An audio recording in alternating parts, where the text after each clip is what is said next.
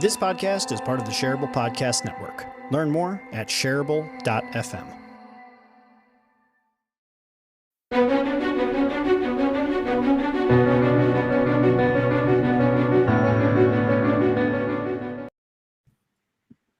Hi, I'm Tim Yulee, and today I'm hosting the Heroic Council.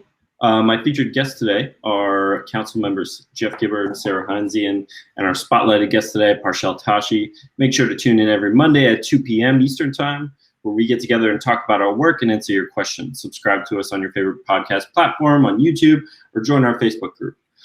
All of that info can be found at superheroinstitute.org/heroic, and all links will be in the show notes. Remember, if you love the show, the best thing you could do is leave us a 5-star rating on iTunes. Okay, let's get started. So, Parchelle, thanks for letting us put the spotlight on you today. How are you feeling? I am feeling the spotlight, and Good. It feels good, and I feel butterflies in my stomach. You know, it's like this mixture of things going on. That's how I'm feeling. I don't know if that's necessary. I mean, I know your accomplishments. So I'm going to list a couple things, and you tell me if this sounds like right to you. So you started as a math teacher, and then you were kind of like, you knew you wanted to get into creative fields, and you floated around doing a few different things. You ended up sticking to video. That really stuck with you, and you're like, this is the direction I want to go with. Since then, you've been a video producer, director, educator is definitely on what you've been really doing over the past couple of years in general, since COVID anyways. And can you correct me if I'm wrong? Have you written a book yet? No, not yet. No. Okay. Is it on your to-do list? It is on my list at some point, is to write something. Yes. Cool. So how did I do there? Did I? Do you think that captured all your accomplishments so far yet? Yeah, I would say so. There's like tons of stories too that, like, for me personally came up through that. But yeah. But yeah, that's pretty much the gist. I was a high school math teacher. Then I picked up the camera and said I was going to start doing that part-time just to make extra money. So I did that, and I literally took on every kind of job I could just because it was something fun to do. And I had no idea before then that I could be paid to do it. So that was like a revelation. But yeah, essentially I started doing that and quit teaching, focused on video and stuck with that. And yeah, just kept going. Started producing more and getting on the business side of video. So it was like 10 years ago. Jeez. Yeah. Parchelle, was video something you were like always interested in, or photography, like as a kid, or was it just because it's actually kind of odd that you hear an adult say like, I changed or I picked up a hobby. So was that something you were interested in for a long time? Yeah, since the age of 12, I remember telling Jeff this story, I think, on the podcast, but growing up in church in these community groups that would make these flyers for us to hand out to people in the neighborhood and whatever, maybe there was something going on at the church. And these flyers looked horrible. I felt very embarrassed for some reason to hand them out because they didn't look that good to me. Remember like the word art with like the 3D text that kind of did like a curve, and then like the clip art with the chicken leg, and these are things they would put together to invite people to come to something that was supposed to be exciting. And I'm like, this doesn't look exciting. So that's honestly, like, when I look back, that's when I said, like maybe I can get on the computer and make it look better. So that's literally what got me in the world of like making things like logos, flyers, like anything to really help out the community because it just sucked. And then eventually video became a part of that as well, as I started to realize, oh, wow, I could take my own picture instead of using these pictures. So I started doing that, picking up the camera, and then realized, oh shit, I can do video too. And I was, started getting into video. So it just was literally something just kind of evolved. And then once I started my business, which at the time was called Fresh Level Designs, it was like all those things is what I was offering. It was photography, logos, websites, like anything creative that you needed done. And then a business coach at the time told me, you might want to pick one of these instead of like 8 things that you're offering. So I picked one, and I said, you know what, I think video is really cool. I like that the best. So that's just what I pick and why. Oh, that's awesome. I'm always interested in like when people kind of find that passion and go for it. It's cool.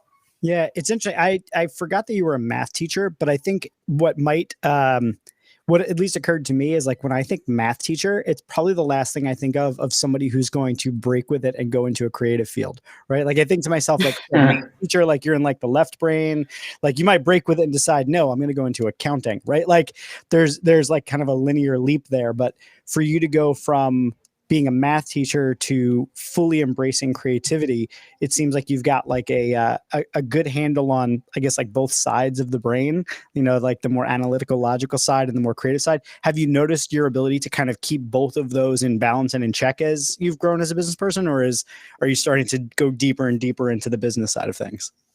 No, I'm actually finding that there's more of a balance, and I love that balance because yes, there's like the analytical side of things that happen, the logistics that happen around production. Video is not just showing up and doing the video recording and the editing. There's so much other stuff that goes into it that actually excites me. Like having a very smooth production day excites me. So that means that there's like a lot of planning that's to be done beforehand and really understand like what are we trying to convey, what's the end goal, and then understanding how does this impact the business, what are they going to use this video for. It just kind of expounds, and so my brain gets to have like a heyday in that regard. And then when we show up on set to actually do it and to get creative with the equipment, like that's equally as fun to me. So something that I really appreciate about your business in particular, which is something that like I feel like a lot of creatives have a really hard time doing, and that is like you're very specific about what you offer. Like you have like your particular product and services that you offer.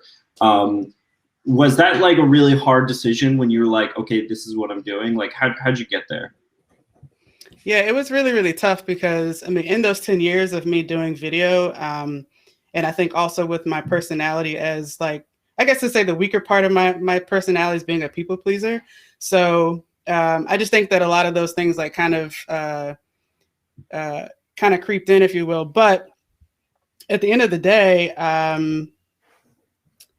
getting really focused on what you want to do means you need to cut people off. In a sense, you need to cut things off. You need to get rid of a lot of the extra fluff. And so, yeah, that was like really tough for me to do because I could do all things for just about any kind of video project. Somebody like one person called me and said, hey, could you do like a 3D video of a museum layout or something? And it's going to be happening here. And I said, yep, I can do it. And I would figure it out or, you know, through my network, like actually make it happen. But I just would say yes to everything. And me just saying, nope, this is actually what I want to do is kind of the switch that's happened for me in my business right now. So yeah, I'm able to say, yep, we only do high quality video production for online courses, you know, for high impact consultants who that are paid for what they know, right? Those are the kind of people that energize me, that I love being around.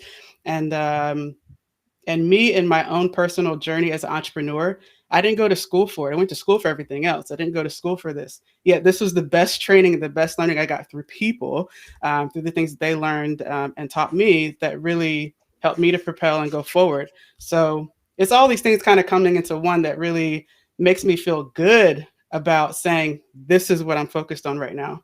And it is kind of tough because it's like a lot of soul searching involved in that process too. A lot of like personal work, I think, that goes into like, what do I want to do? Because it's not just, it can't be about the money.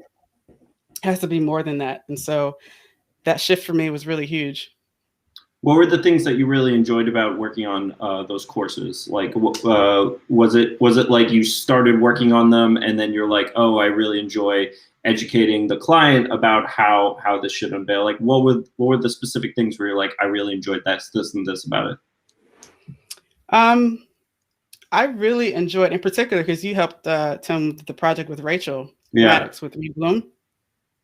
I was on set there with my team. We had probably about 7 or 8 people on set there. And in between takes of her lessons, like I'm sitting there paused. I didn't say cut, didn't say anything because I was so impacted by what I just learned. Like it was like, damn, that was so good. And it blew me up. I was like, damn, this is so good. And we got that on camera. We're going to edit that. We're going to put that on. Other people going to see it. Oh man. Like it just like fireworks kind of were going off that day. So those aspects really excited me about just that kind of work with education. And I think also too, it was like, once I looked at her curriculum and I looked at like what we were actually going to be producing, it was, and for other people who sent me their curriculum to look at, it's like, dang, this is kind of cool. This is easy, because to me, and I tend to forget the things that I've done, but I have a master's in curriculum and instruction. So it's like, what the heck? Like, so now to look at people's work, I'm like, why is this coming so smooth and easy? Like, this is actually fun. Something about this feels familiar. And I'm like, well, yeah, because you went to freaking school for it and then you taught. So duh, Parchelle. But that was kind of the thing that it felt of ease. It felt like, damn, like this is actually easy for me. This is fun. And it's helping people in the end. So those kind of are the sweet spots for me. Can you talk a bit about the education piece? Because it's interesting, because you went into education, then you left education, and then you got back into education. So can you talk a bit about why'd you get into education? Why'd you leave education? And then why'd you get back into it? Because that's like kind of came full circle, but it's like it came full circle and it expanded. Yeah, it was, well, I got into teaching because in my freshman year of college, I was a math major, and my initial focus was on computational. I was going to do something engineering related with my math degree.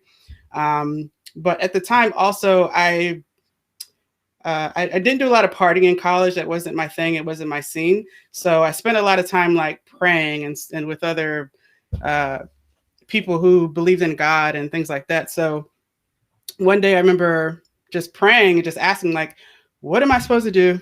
Like, just tell me, like, give me some direction here. Cause like I'm doing the computational thing, but it's whatever. What am I supposed to do? And I felt really strongly. I don't know how else to describe that, what it is, but it was a word that I felt, which was teach. So, and I felt it so strongly that I think a couple of weeks later, I went to the registrar and changed my focus to education.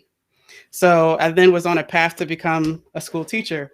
And that had a lot of things like kind of, I guess, in my favor in that decision as well, because my mom she's actually getting ready to retire from being a high school math teacher, which is crazy. And I had been tutoring while I was in high school. I was tutoring people who were in college. Like, it was just part of my world. And I didn't even realize that I was doing that. So I said, you know what, that is a good decision. Maybe I can do the education thing. Let's do it. So I went that route, started teaching. But then once I started doing the video stuff on the side, like I said, someone asked me like, well, how much would you charge to do this for me? I had no idea that I could charge money to do what I was doing for that. And so I just knew it was an opportunity. And part of me felt bad. A lot of people thought that I was leaving teaching because I couldn't take the kids. The kids were too much and couldn't deal with teenagers. I love teenagers. Like, I love being around them. But I knew that there was something else that I felt I was really good at that I wanted to pursue. So I made the decision to stop teaching at that time. My whole family thought I was nuts. But I did it. And I don't know why full circle it kind of came back. I think like 2020, self-reflection, like what I want to do, how can I help other people? I turned the camera on and I started just doing more teaching. And I was teaching teenagers during the summertime, and they had nothing to do. I just ran like a couple classes of teenagers from like wherever who wanted to join, and would like teach them things about making videos. That was it. I did that for a couple classes. That was pretty fun. And I really liked it, and I just continued with it. And so flash forward, when I really started to think like, what can I actually do? The opportunity to work with Rachel came up, as well as some other people who were doing some educational work. And I thought, oh, this is full circle. Like, why not? This makes so much sense. And I now have like 10 years of video experience under my belt to add to this mix of like what I know how to do with teaching. So why not? This feels good. This feels like the right thing to do. So that's how it kind of came full circle. That's awesome. Organic. Yeah. I think a lot of people miss that too. Like, they miss that opportunity to say, my past is helping me now, and here's how it connects, and this is why it matters. Where so many people say, okay, I'm done with that career. I'm having a new one. They're totally separate. Let's not talk about that old one. But I think it's so important to embrace some of these things. Like, every career, every moment that's happened to you helps you get where you are today. You're just such a good example of that. I love it. Thank you. Yeah, I didn't want to dismiss it either. It was like it was there already. And I think that for most of us who are consultants or in business, it's like at some point in your business, you have to, this is what I'm learning now, you just have to kind of make a distinguishing statement, if you will, about like what it is that you want to be known for. Like, what is your legacy? What is it that you want to do in that respect? And I don't know, it makes sense that it's something that is that, right? I can't like dismiss my education, my past, and like, how can I make this work? Because if not, then I need to spend another 10 years learning something else. Like, that's kind of in my mind too. It's like, I got this and I got this and I kind of like them. So let's just keep going. So yeah, otherwise I need to go learn something else completely different and spend like, another 10 years. I don't want to do that. I feel like this is a little the case with all of us on the Hero Council here, is that like all of us kind of went and did a thing, and then we left that thing, and then later on brought back in the old thing in with the thing that we're doing now. It's like, I feel like to a certain extent, that's like the process of growth, right? Is like you take on a thing, I'm going to go do something else. And then you realize later on, oh, wow, no, that thing is still valuable. And if I incorporate it into what I now know, oh my God, it's even better. Right. And then like you do that again, like I'd imagine, we'll be having a spotlight on Parchelle in 10 years from now, and it's going to be a different story about, you were like, remember when I was doing online education and videos, and now I'm doing this stuff with holograms. I knew holograms was going to be it. Like, it's true. It's true. It all builds on each other, And I think for me too, it was like I said, going through that personal reflection time during 2020, it was like, it just, that conversation had to be had, I think, about, what it is I actually want to do. So can you tell me a little bit about who's generally considered like a good client for you right now? Like, what kind of people are like in the space where they should be thinking like, oh, it might be worthwhile for me to make a course? Yeah. Again, the consultants who get paid for what they know, right? These are the those that I want to work with. And I feel like we can really help them. Their challenge, I think, is around how they can up-level the quality of their content when it comes to their courses, because otherwise, for a lot of them, they're stuck either behind Zoom or just with a regular crew that does other things. Like, my specialty would be in educational content for these courses. So maybe these individuals, these consultants, have written a book before. They've done courses before. Maybe they're at the point where they have other coaches or people following their frameworks. There's a lot of uses for courses right now as well. But for those who are just really looking to make a bigger impact and to increase the quality experience, those are the kind of people that I really like to work with. Yeah, no, absolutely. Have you talked to Jeff before, by the way? Because Jeff has been consistently interested in making a course for the past 6 years that I've known him. And I have so many course ideas. Parchelle and I are going to do like a full like weekend retreat together or something, because there's just so many of them. And then most recently when we were talking, you were like, you started talking about curriculum design. I was like, Parchelle, where the hell have you been my whole life? Because I have so many ideas for this stuff. And like, it's just, it like pops out my head. So to that point, okay, let's, Tim, that's a perfect segue. So imagine that we were going to sit down and start doing a thing. What is like one of the most important things you think someone who's coming to work with you about creating a course needs to know or needs to think about before? Like, can they just arrive completely cold? They're like, I'm smart, I want to build a course, and you'll take them through the whole thing? Or is it like they should come prepared with like, okay, I've thought, because I think in terms of like structure all the time. So I've got like categories and modules and sub modules and resources. So like I've already started putting together a lot of the stuff. How much is the right amount to come to you with for a project to be its most successful? And are there any key things that people need? Yeah, typically I like to see that they've taught this before in some way, shape, or form, even if it wasn't like in a live webinar. It's not material that they are unfamiliar with. I also like to see that they're coming together with kind of like what you said, their categories already laid out, their modules, their lessons. Because again, most of these people have already taught courses before. It's not my objective to come in and like create the course from their brain necessarily. Like, I like to start with like, all right, you already have it worked out. And then from there, we start to really figure out how can we approach this visually to ensure that learning takes place. So, but if they come together with their course outline, they've already taught it before. And maybe they also already have an audience, like they already have some other pieces on the back end sort of already in place, like who this is for, a lot of those details. It makes for what we can do on the visual side when we go to actually build out what's going to happen that much easier. So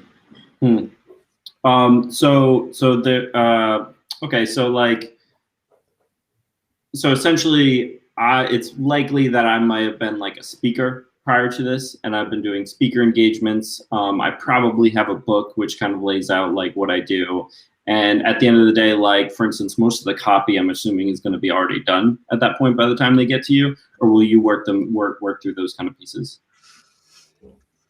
It depends. It depends. I don't know to what detail the content would be exactly, but essentially just come with as much as you have, like whatever it is that's on your mind. Like I think for most of these people, like they would have already thought, yep, I could present this on Zoom right now. I could present this to a group. They're at that stage, but it's like Zoom is not going to cut it. Zoom is not going to be what's going to best represent this information for it to be, taught on a mass scale. Well, considering the saturation of like online webinars and courses nowadays, like what should people really be thinking about to kind of like differentiate themselves from like? Oops. Tim, you're gonna have to say that again. Your internet froze. Oh, is that me? Yeah, but you're back. Oh, okay, sorry about that. So considering the amount of webinars and courses that are out there right now, what are some things that course creators should be thinking about that, like visually anyway speaking, that might differentiate them? Like, what's important right now, do you think? I think what's really important is just having that content to match the learner. Like for me, I just go back to classroom, and sometimes some content is missing a really good hook. Like, how are we going to get the students interested in what's going to be talked about? Are there assessments in place? Like, how do you know that they did what you wanted them to do? I think that really at the end of the day, there's a lot of holes that are missing in some education online, because there's missing opportunities for, as I just mentioned, assessments and opportunities for feedback, and how the feedback can be ongoing. Because whatever your course is, there's a promise with it. So you want to make sure that you deliver on that promise. And it is really frustrating. I just bought a program like a month ago that did not deliver on its promise, like straight up. And I think that that's even a worse, that's making a worse case for online coursework right now than anything, is the fact that people pay for something and they don't get the end result. And it's not so much that the teaching is bad or something like that. Sometimes it's just that there's no like true follow-up in place. There's things that are missing to, or that, yes, learning took place, and here's proof of it, in certain respects. So I think that the more that those things can be incorporated, the better, and to make the education experience altogether that much more fun. What happened in that course that you just took that didn't deliver? Like, did you feel like at the end that you didn't learn what they said you were going to learn, like, or they weren't giving you the information? Yeah. It's basically, it just didn't fully learn what was supposed to be learned. And there were some also pieces where there were supposed to be ongoing feedback and coaching, but that never, it's like I'm messaging the person and there's no, well, that's probably a separate admin issue for them. But the point is, like, they didn't deliver on it. We were supposed to have like live calls and things like that. And the time for the live time, would come and go. The person never showed up, kind of stuff. So yeah, absolutely. But Jeff, I imagine that's not good for their long-term brand, right? No, that's probably not the best thing. And it's funny because you see so many of the courses out there, and I know that so many of them are terrible. And I've been trying to crack the code on like what makes for a great course, right? So one of the things I think that I'm constantly concerned about, like if I'm either thinking about a course or like I'm advising someone else who's trying to do it, is like, how often are you going to have to update this material? Like one of the ones that I've kind of dragged my feet on creating is about social media. And part of the reason is like, by the time I'm done with this stupid thing, I'm going to have to go in there and change it, because Facebook's going to change the way that the ad editor looks, or you're going to take away some sort of an option or something. And like, and creating a course is not something that takes like an hour. It's like, it's an immense amount of time. So like going back and refreshing it is one thing. There's like the resources that go with it. And then like, you just have the concern of like, you said like you didn't learn well, you thought you were going to learn. And I imagine there's some people who could hear that and say, well, you know, maybe you just didn't try hard enough or whatever. It's like sometimes it sucks, but sometimes there are people that like buy a course, they do one of the modules and they're like, I'm not rich yet. So it's like the whole online course world is like this weird Wild West right now. Yeah. Like when you're going about structuring a course with a client, do you have sort of like a standard set of like, here's the things you definitely need, or here's the considerations, or like I just laid out a couple things like updating the course, resources, things like that. Like how do you go about thinking about it? Because I'd imagine there's not just like one type of course. Yeah, one of the things which I like in terms of how the film perspective can come to play is really mapping out a journey, and having like the first lesson to sell the next lesson, and then that sells the next lesson, and everything is sequential. Like, is there a flow? Is there continuity to the course, or is it like, you know, disjointed in some ways? It's like it skips around, or it's not very cohesive. So I definitely look for continuity. It's like a big thing for me. Mm. I also look for I'm trying to figure out how to say, like, I look also for the way in which it is taught, like the actual methodology that's being used to teach something. It's one thing to teach a motor skill. It's another thing to teach someone an intellectual skill, like of how to do something. And there's certain ways that you have to do it. So for me, I like to actually match it up against like what learning style is most appropriate for this type of learning. If you're teaching like a how-to versus a mindset, or if you're teaching something that's more procedural, you know, there's things that have to be in place. You have to make sure prior knowledge is established. It just goes back to teacher stuff. I can't bring up new information without, you know, without bringing to the table, like, what do you already know about these topics? And if you don't know those things, I need to make sure that that's module 1, or that's the previous module before we get to what's going to be taught. So that way there's no assumptions made about the learner. We know who's here, what their issues are, and what's going to be the best like journey to bring them along. So I look for continuity, I look for learning styles, and I look for, again, I mentioned before, like assessments. Like at the end of the day, when I taught, it was like, how do I know that these kids like actually got something or not? And you have your own ways of figuring it out, but I feel like that's just important as well, like having some way to get the feedback as well from the learners. So those things I look for in general too. That's helpful as an educator. If you do those assessments and you see that like 4 out of 5 people are like not walking away with the information, it gives you the information you need to go, oh, well, clearly something's not working. Yeah. I remember I have so many stories from when I taught school, but geez, like you get a test back and you think, man, I killed that. Like all the kids understood it. They were good to go. I gave them this easy test or whatever. And it's like 50, 60, 50. God, what happened here? You know, but that's good feedback as a teacher, that you really also have to face is like, you know, is my material, is what I'm teaching, does it actually work? And so ways to understand that I think is important too. So making sure they learned it. I was reading a statistic, I think, when we were working on the Rebloom piece, that like, I think 7 out of 10 people who pick up an online course don't finish it. What are there like particular strategies that that a course creator could do that would help minimize, you know, people dropping off like earlier in the course?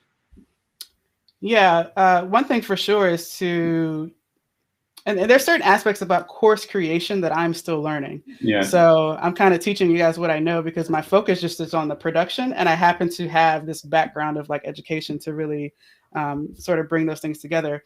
But essentially, for the course creators, like it's really important for, as I mentioned before, to really think about the learner's journey, like, and just kind of bringing them step by step. Even if one of your lessons to a module is like a minute, it's okay. Like however long it takes to get to the point, you know, get to the point within it, but keep it to be, you know, so that there's a flow to it. In other words. Yeah, something I liked and also like disliked about a course that I ended up taking last year was it was like extremely gamified. You know what I mean? Like, for instance, like you'd read this one article that takes about 3 minutes, and as soon as you read it, you click completed, and then there's a little check mark that goes up over here, and then you can see your progress bar fill up a little bit, and then you read the next article. This article is about 3 minutes, same thing. You have a little short quiz, and that pops up. You watch this 10-minute video, and then, you know what I mean? Like, but also part of it made me feel like a 5-year-old too, because I was kind of disappointed of how much I liked all the little like blinking lights and the gamification of the whole thing. But have you like something that I'm personally interested in, and I was wondering if like if you had any thoughts on this. Like, I'm really interested in like combining like different medias for something along those lines to keep like something really engaging. Like, for instance, you're doing the video side. Like, I always thought it would be really cool to design like the UX for for like the digital side of the course, and how people are like interacting with these things. And, you know, because you're going to have like different kinds of learners who learn different ways. Like, I'm not asking you necessarily for a partnership on this kind of stuff, but have you thought about like how to like integrate video with other types of media and stuff to like push forward courses? Because I know you're working on a course, right now? Yeah. There's definitely, I think, some ways to mix up the media. Some people actually like to just listen to audio. So I found that some courses just having an audio option is a good format. And then the visual as well. Like, there's really amazing workbooks and like other tools that can go along with that. But what you just mentioned with the UX design, like I've seen where after, well, if you guys are familiar with like Wistia and how you can embed like text and different calls to action within the videos, it was something to that effect that I've seen that might be cool too, is to kind of give that interactivity throughout the course as well. And I think that you can easily do that on some tech stuff. We have, and again, we're at the beginning stages of our company, but there are a lot of opportunities that we're seeing for partnership on UX, as well as the back end of what happens with the course as well, which is like promoting it, marketing, and selling it. I've been and it's been tough because it's something I'm still working through, but I don't want to be competing with these others that say, oh, I'll help you make an online course. No, I will help you make the video stand out incredibly well. And you can trust that that video is matched up with really great learning styles, and it matches what's going to be best to deliver this content. Yeah, that's period. Smart. Then here are these other amazing people, you know, for now that I would consider as partners that can help with that stuff. But it's been really, really tough because I'm like seeing what everyone else is promoting, and I see all these ads, of course, since I'm doing more research in this area. Like, I'm getting hit up everywhere about like making courses or whatever. And I'm just excited to kind of be in this niche of like, I'm just going to provide the video for it. And that's where I'm going to shine the best. The other stuff, you know, it just comes into play with just having the right partner to make sure that happens. Yeah. Parchelle, I'm asking for a friend, which means I'm asking for me. How do we know that? So I have a course that I'm thinking about. I told you about it a while ago, but I've really put it on the back burner because I'm not sure it's worth it. Right. Mm-hmm. So what would you say to someone like me, or me specifically? You know, how do we decide like, yes, that course is worth pursuing, it's worth continuing?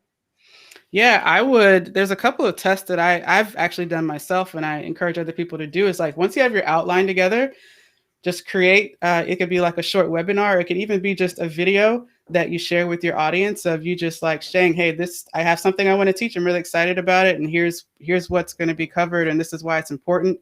And you kind of give people a sneak peek into it, or maybe just the first module. The point being is like to test it with a live audience first in some way. I know some people who pre-sell their courses, and the course that I did on my studio setup here, I pre-sold before I made it. So there's things you can do as well, and have that to have that validation up front before you extend the further effort to produce it. So see if it's something that you can pre-sell and that people are excited about learning about, like just to see how people respond to it. is one thing I've definitely recommended for sure. The other thing too is to really think about how that course itself, what does that accomplish for you and your business? Because there's different types of courses. Like there's introductory type courses where they just introduces maybe a framework that you follow that every client needs to go through before they work with you on a much deeper level. So I find that that's really good just to get people in the door with you without you having to extend that time. There's also, I guess, what they call transformation courses, which are, getting somebody from point A to B, and there's like a clear transformation that you provide for them. Typically, those are like the more popular courses we see right now is like something that, some kind of transformation. Hey, you'll have 6 weeks to 6 figures, kind of stuff, like something that actually should have a very hard result at the end as a transformation. The third one that I've seen, which is really interesting, is like certification courses as well. So again, if your framework is at a point where other people are already following it, or maybe you have coaches under you or consultants under you or businesses that follow that, like it's possible that you could actually create that content in a way that's it's a certified, people can be certified through your coursework or through your framework, in other words. So I found there's a lot of different uses for it. So that's something else I would say to see which category, if you will, it makes sense for that to fall under for your business strategy, what's going to make the most sense. And I feel like for those who are getting into it, the introductory piece is great because you can actually prep your client to be your favorite client for when you're ready for the real work. Everything else is done beforehand. I love that. That's such a great idea. And then in terms of physically making the video, like once someone's ready to work with you, do we have to go to San Diego to work with you, which I'd love to do. How does that process work? Yeah, I'm so pumped about this. So my business partner, she's actually kind of developed a year schedule for us. So 3 months out of the year, we'll be kind of on production tour, if you will. So any major city we'll go to. It kind of fits in with our values and what we like to do as well. So we literally can go to any major city, set up shop, and have a completely well-branded set for that person and do all the filming there. So it doesn't have to be San Diego. It'd be great to come out here because it's such a beautiful city, but we're open to that as well in terms of coming to where people are, wherever it makes the most sense. Oh, I didn't know that. That's amazing. Yeah, so there'll be 3 months out of the year that I'm kind of like on the road almost. And then the rest of the year is like teaching and business development stuff. Oh, that's amazing. I love it. Yeah, that is awesome. If somebody flies out to you, fish tacos on you when they're out there. Yeah. Heck yeah. And tomorrow's 420, so California is definitely about that life of like Everybody's on. just tacos and trying to figure out cannabis. I don't want to say any words. Like, so many words for it. Yeah. You'll be extra creative. It's good. Yes, there you go. So Parchelle, I want to ask you a little bit about, because with courses, it's not just the curriculum and the course itself, but it's also the promotion of it. Same thing with like a lead magnet. I often say to people like, it matters what's in your lead magnet, but it matters more that the title of your lead magnet and the cover of your lead magnet is attractive enough to get people in the door. Now, obviously, if it's a crappy lead magnet, they're not going to pay attention to your emails that come afterwards. So like you have to deliver the goods. But I think the same thing is kind of true with a course. Like the promotion of it is, relatively as important, if not more important than the course itself. How much work do you do with people while they're producing the course and talking about the promotion that they would need to do to actually drive people to the course? Yeah, that's such a good question. In fact, part of our production day includes all the promotional filming as well. So I find that when I'm looking at people's curriculum as well, I'm like, I put asterisks next to the thing because I know that it is such a good topic. It could be a standalone sneak peek for the entire course. Typically out of like maybe 25 lessons or so, I'm finding like 2 or 3 really good pieces that could just be out there just to attract people to the course altogether. But we do make sure that in the film day that it's set, like we're going to do some promotional stuff. And depending on who they are and how they best present, it could be something in interview style. And of course, doing some more stuff that might be direct to camera, like landing page videos, thank you page videos, things for their emails. Like that'll be a small part of the film day that we'll also cover. Got it. So it's like, check. Got it. I think that's huge though, because you end up, it's like you create one piece and then you just realize, oh, I need all these other pieces. Like I'm still not ready to launch. So I think that's huge. People can walk away from working with you. Like I literally have everything I need. I am ready to roll with this. Yeah, exactly. And, our goal is to do it in one day. But we do have, some that extended to 2 days, but it's still a lot of fun and everything gets done. It's like a batch style of like just knocking it all out. Is anybody batch style recording? Oh, for sure. Yeah. Tim and I used to do, we used to take an hour like every month or two back when I had True Voice Media, and we would record like 10 60-second videos. We would just have like 10 questions. Tim would ask me all the questions. I would answer it. We would go right to the next one, And then we had all this time where we were just like, messing around beforehand and everything and talking about ridiculous things. And Tim would continually push the envelope and make it goofier and goofier. And that became the intros to the video. So I'm a big fan of the batch processing for sure. There was actually one where Jeff is just outside grilling, and I've just set up a camera and like a light, and then I'm just like asking Jeff questions while he's grilling, and he's just going through these social media questions as he's flipping burgers, I think at the time, or something like that. Yeah, they're still up on the True Voice Media YouTube. Yeah. They came out pretty good. Yeah. So question that I think is for both you and Tim, because you both, in making video content and photography and anything visual, you always have to be concerned with the aesthetic of things. And there's this delicate balance between what the client thinks they want versus what might be the better way of going about it. In online courses, and this kind of harkens back to something Tim said a little bit earlier about the gamification piece, is like, I think we have this idea that learning is supposed to be like dry and boring, but I think we have so many opportunities to make it fun, whether that's through gamification or even just the aesthetics of how you present something. How much influence do you try to exert over that? Because I think as an educator, I'm sure you have a sense about what's going to get the best effect and what's going to land the best from a visual aesthetic. How much influence do you exert over that versus like if somebody comes to you and they want something that's like super like Microsoft corporate, are you like, okay, let's just execute that the best we can? Or do you try to help influence your clients towards something that might be more dynamic? Yeah, I like to, and we know this as creatives, it's like, especially if you're at a certain price point, I think, and you're at a certain value point with what you're offering, there should be a level of trust in what you're coming to the table to do. And so I see sort of this aesthetic piece coming to mind with like how we design the set, really. So if the set can be designed in a way that brings out the aesthetic, to me, that's really important in the environment that the person is in. So I know that for our process, we put emphasis on how the set is designed.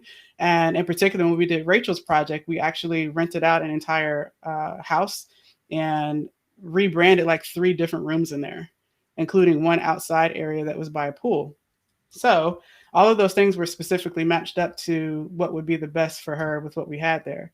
So for me, I see the aesthetic coming to play and how we can plan out a really good set, because there's not going to be a lot of motion, involved in a lot of this online coursework. It's going to be mainly direct to camera, some motion graphics and then depending on the teaching style, some sort of other storytelling piece that might get added into it. But it's going to be mostly direct to camera stuff. And I prefer, and I really, really love masterclass.com and sort of the approach of the aesthetic when you think about that.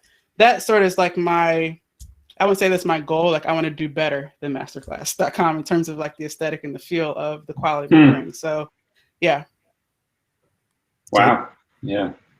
It's a high bar coming from Parchelle. Aesthetically.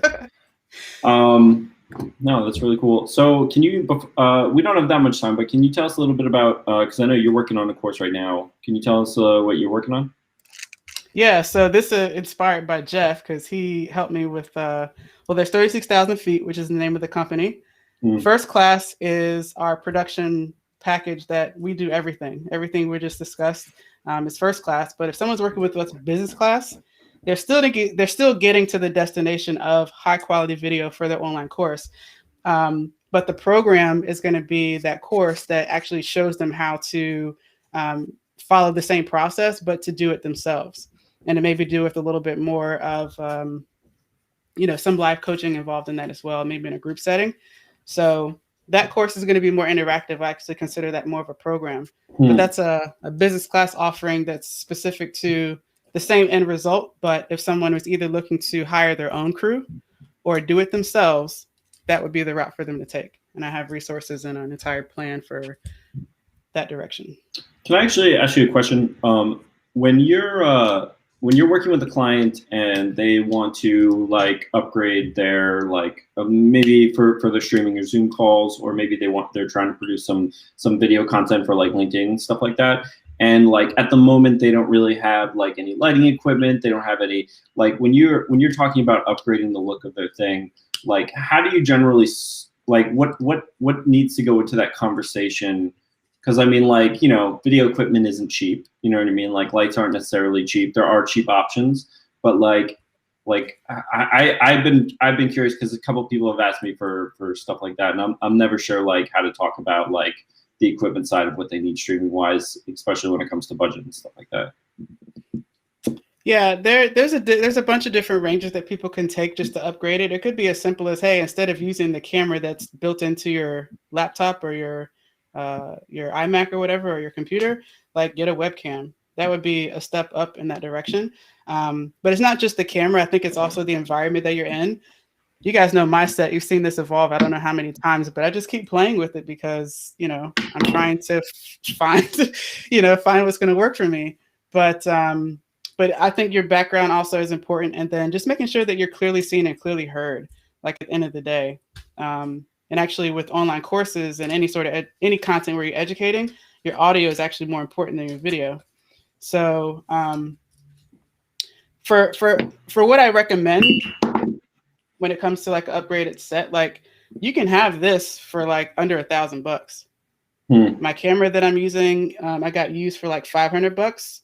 I have two lights and they're they're each $200 a piece, but you could just have one. And then all you need is a microphone. Those three components, and you're pretty much like already leaps and bounds above and beyond like what most people are doing just with using their built-in webcam. So things like that I look into as categories for how to, update the level. And sometimes just doing the audio, like is like night and day sometimes for people. They can still have the same look, and the audio is very, very clear. And plus, I feel like our patience for audio has just gone. Like we just don't stand for it anymore. It's fascinating. Yeah, like, the audio has to be good. Cool. So I guess this is the time in the show where we get to talk about who's obsessed with what. What do you guys? What's on your mind this week? Is there anything you guys are obsessed with at the moment? I mean, I got two things that I'm super into right now. For one, Dogecoin, because tomorrow is going to be the day that we go to the moon. But also guilty pleasure. I'm gonna let everybody know that this is a thing that I'm doing. But on Netflix, there's a show called Ginny and Georgia that's a little bit like Gilmore Girls meets Breaking Bad, I feel like. And it's really good. It's really, really good. I enjoy it a lot. And I'm only watching it because my wife was watching it and I happen to be on the couch and like it's good enough that I'm sitting there. But only because of that. Yeah. I wouldn't watch it on my own. I mean, I guess I might, but like yeah, Jeff, you were blushing when you brought that up. It's a good show, actually. Yeah. It's entertaining. It keeps your interest. Yeah. Thanks everybody for joining us today. Thanks Parchelle by the way, Parchelle, do you want to throw anything else out there or how people can find you if they're looking to build a web course of their own? Yeah. What's a good way to get in touch with you? Yeah. Right now by LinkedIn is perfect. So just hit me up on LinkedIn, connect with me there. And I would love to continue the conversation about this and anything else that might be interesting to talk about. That's awesome. I'm really excited to see your course and to hear about clients in the future. Everybody, thank you for joining us today for the Heroic Council. Thank you, Jeff. Thank you, Sarah. Thank you, Parchelle. Thank you, Tim. And we will see you guys next week.